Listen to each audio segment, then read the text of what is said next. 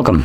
In front of me is a VIVO Y35 and today I'll show you a couple tweaks and the tricks you can do on this device. So to start off, let's open up settings. From here we're going to begin with the display category, so display and brightness, and in here you can find number one, the dark theme. So when you enable it, obviously it turns on the dark mode. And if you tap on a text, it also gives you options for something like a sunset to sunrise, meaning that the device will switch between light and dark mode based on like time of day. And also you have a custom one, which will allow you to specify exact time at which point it will switch. So no longer will you wake up at night, unlike your device, just to be flashbanged by it. Now moving on to the next option, it's going to be the screen refresh rate, which is also under the display section somewhere right... Where was it? Oh, there we go. Screen refresh rate. So we have smart switch, we have 60 and we have 90 Hz. So you can choose whichever one you want. If you plan to prioritize battery life only, then I would probably recommend selecting it to be 60. But if you want to have nice smooth animations, like motion when you're scrolling through pages, then smart switch will be the best option because it will utilize 90 and also 60.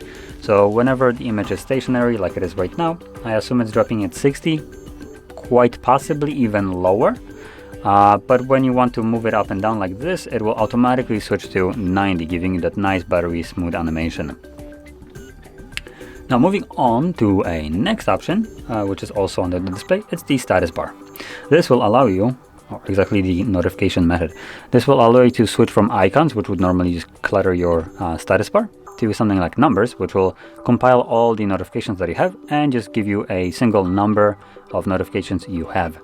Or you can just completely remove them altogether if you don't want to see any of them, giving you a nice clean look on your device. Now still you won't be able to remove the other ones like alarm clocks, sounds and stuff like that, so unfortunately you can't have like super clean one, but still a nice alternative anyway.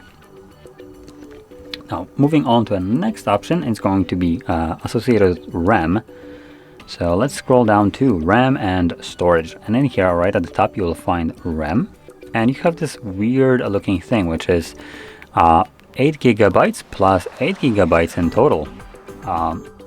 So in a way you have 16 gigs of RAM, but what it does is it utilizes your internal storage, the storage that the device comes with, which in this case is probably like 64 gigs or something like that.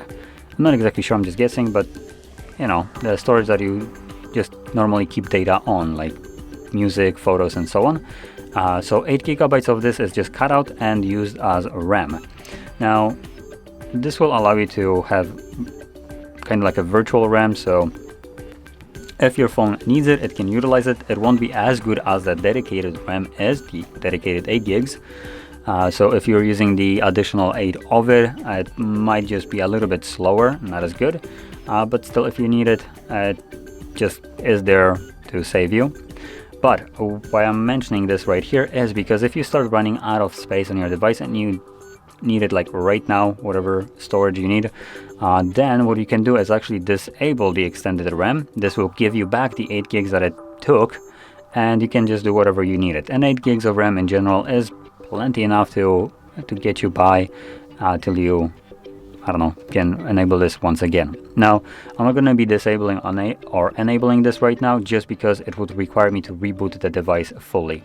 So it would take a little bit of time. Okay, so moving on to the last option that I want to show you, is going to be the simple gesture navigation found under the system navigation. And as you can see, I've been using the 3-button navigation for this entire video, but you do have option for gesture navigation, which removes the 3 buttons and substitutes it for this tiny little bar right here. And the way you navigate through it is by swiping up and holding, which will take you to recent, swipe up quickly to go home, and also swipe from either side. As you can see, it brings up this little panel to go back. So there we go. Now with this being said, if you found this video helpful, don't forget to hit like, subscribe, and thanks for watching.